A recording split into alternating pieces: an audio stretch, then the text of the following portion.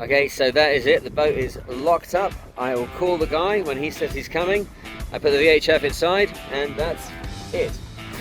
We're now going to use our wits to get to Portland, Oregon, or Portland, Maine? Portland, Maine. We're going to Portland, Maine. It'll be fun.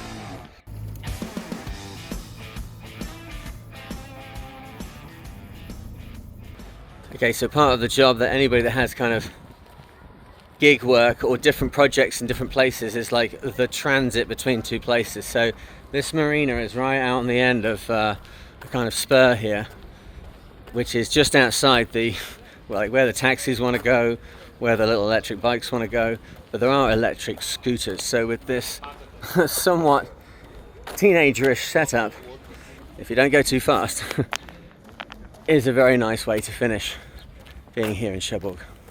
Okay, so now I'm off my trusty scooter. No, there's no footage of me driving on the scooter because that would be death on a stick.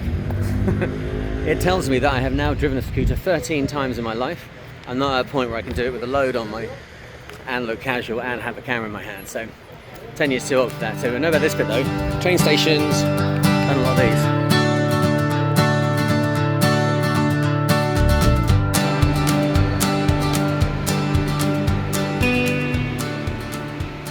Okay, I'm here at the station at Saint-Lazare in Paris. Absolutely beautiful. Get out the train. There's all this space and there's music and nice things to eat. So I'm going to find out where the train goes from here up to the airport, and then I'm going to go and get to the hotel at the airport. I'm just now able to travel at a point where I can like go to a hotel rather than having to be on the boat, then travel overnight and be at the airport 4 hours early, you know, and all that sort of stuff. So somewhere around here there'll be a way of getting to the airport, so I'll go and find that, and then we'll see what the airport hotel looks like.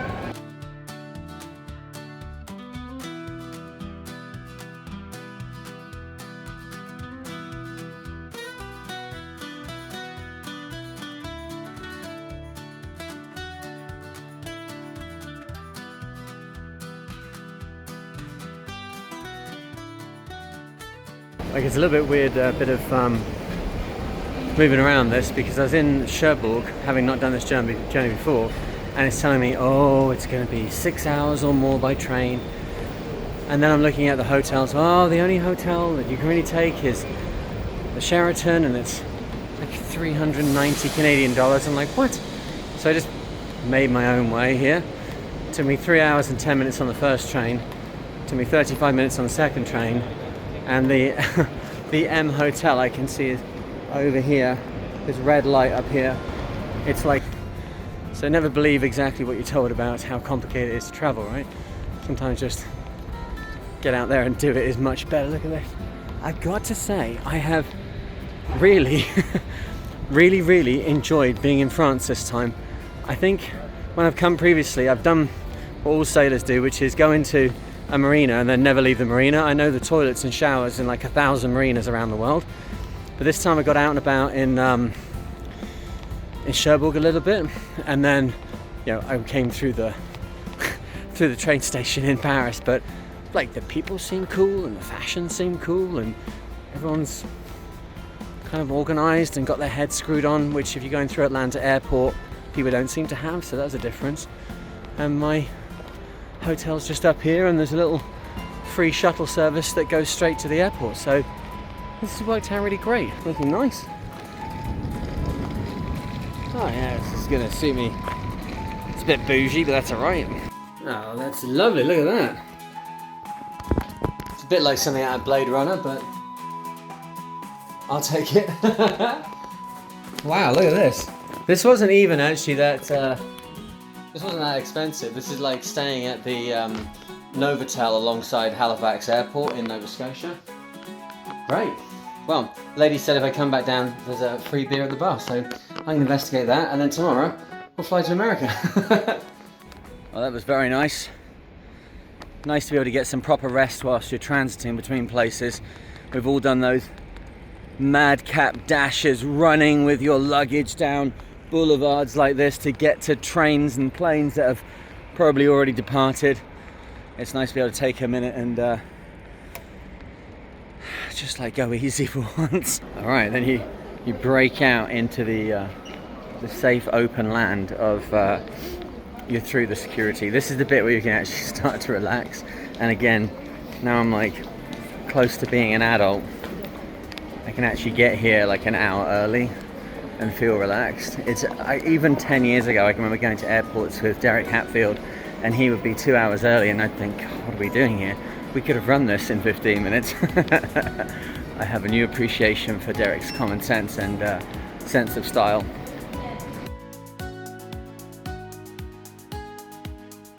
I'm not quite sure exactly what I booked here, but look, I've got like my own little pod and I can lie flat. Sometimes. I think it's actually the guy, when I was checking in, there was an issue where my birth date was not correct in my booking. We had a nice interaction, he was very cool. Suddenly, and he said to me, yeah, you're in mint class. I'm like, I don't know what that means. It could be like spearmint, peppermint. This is mint class, mate. This is like a mint class. So. Right, I can enjoy this. All right, and then bish bash bosh, here we are, back in Maine. We don't have Osprey, but have a green Mini that helped us get here. So that's where we set off from on the 5th of July, and now it's the 25th of August. Oh man alive, a lot of things have happened, eh? Oh, and here come the planes again, of course. So yeah, Spirit, I've discovered, is over the back here. So I'm going to drive around, we'll have a look. Here she is. Well, we've got a lot of work to do, but it's a boat that very much deserves it. Which one did I damage? That one, right? Oh yeah, okay. Let's imagine that when the guys took my repair apart, they said really nice things. Let's just imagine that. Probably the best way of thinking of it. I think they went, what the hell was this? But it was done fast. Okay, I thought I'd show you a detail here of how PYS lift the mast. They take control of the foot with the forklift. The crane obviously is about 2/3 of the way up the mast. We haven't got any heavy furlers here, so you don't have to worry about destabilizing the mast. We can lift it quite low relative to its overall length. But you see there's a sling that goes round the mast. It's hitched then in such a way that that doubled line coming up from the deck, one end can be released and that whole lot can be disconnected in the event that something happens and they need to quickly disconnect from the crane without anybody going up the mast. Really nice system. These guys were very professional.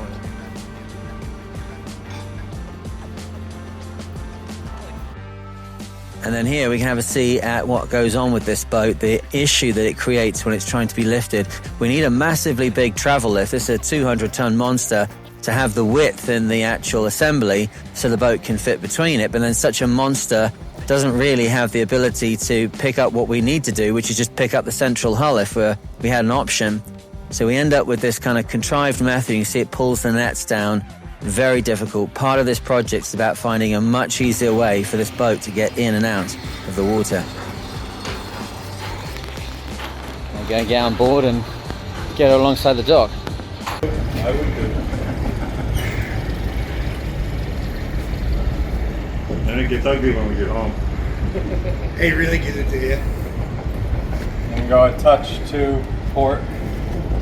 Other port.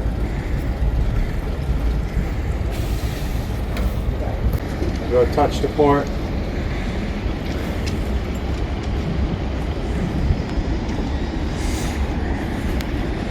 Like with a boat like this, there's no maneuverability at all. Which is not even designed to have that potential. Some time when you're clear, fuck out of here. Exactly.